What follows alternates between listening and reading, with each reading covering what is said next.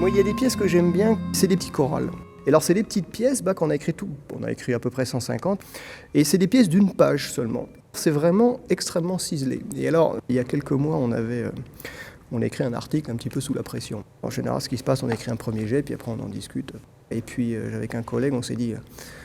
Non, là on voit pas, c'est pas ciselé, c'est pas présentable comme ça. Donc c'était du niveau du déchiffrage. Pour moi, c'est exactement ça. C'est-à-dire qu'après, il y a tout le travail où il faut trouver l'articulation, comment ça joue, la finesse. Alors, donc, dans un article, ça veut dire l'enchaînement des arguments, la rigueur des idées, est-ce que tel détail est absolument nécessaire ou pas. Donc vraiment arriver à épurer la pièce. Et ça, travailler ces pièces-là, ces chorales, c'est exactement ça en fait. C'est arriver à ciseler la pièce, à ciseler les détails, qu'on entende chaque voix, qu'on arrive à vraiment entendre ce qu'on veut dire.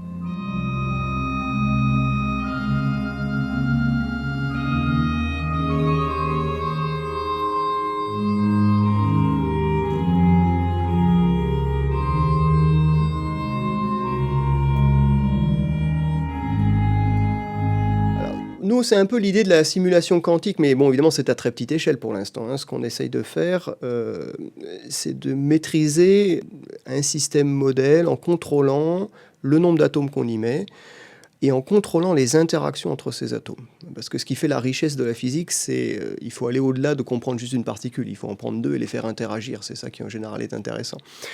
Donc nous, on essaye de maîtriser l'interaction entre des atomes qui sont à relativement grande distance. Donc typiquement, quand on a des atomes qui sont situés à quelques micromètres de distance, ils n'interagissent pas. Les atomes, c'est neutre, donc il n'y a pas d'interaction électrostatique directe, c'est une interaction extrêmement faible. Et donc, avec des lasers, on essaye de créer des dipôles, de façon à ce que ces dipôles deviennent des dipôles géants et que les particules puissent interagir par l'interaction dipôle-dipôle. Donc de cette façon-là, avec des lasers, on a une sorte de bouton qui permet de dire, allez, on allume l'interaction ou on l'éteint.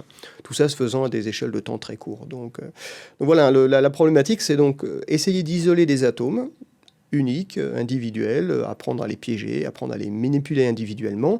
Mais ce qui fait vraiment la richesse du domaine, c'est d'en prendre un deuxième, éventuellement, bien sûr, d'en prendre plus, c'est ça le but, et puis d'essayer de contrôler l'interaction entre ces deux atomes. Donc de façon à pouvoir un peu fabriquer la matière atome par atome en contrôlant les interactions.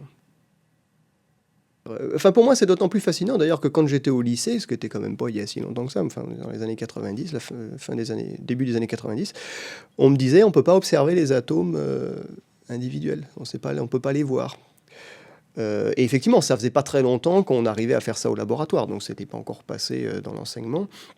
Maintenant, si vous passez dans un laboratoire qui fait des ions uniques, l'ion unique que vous éclairez avec un faisceau laser, vous voyez sa fluorescence à l'œil nu, il n'y a même pas besoin d'une caméra. Et donc on le voit dans le sens le plus propre de ce que veut dire voir. C'est pas voir avec un microscope qui est un instrument très compliqué, il faut récupérer la lumière ou des microscopes électroniques. Là, vous avez juste votre œil, vous voyez la lumière de fluorescence. En général, ça fluoresce dans le bleu, donc c'est assez spectaculaire.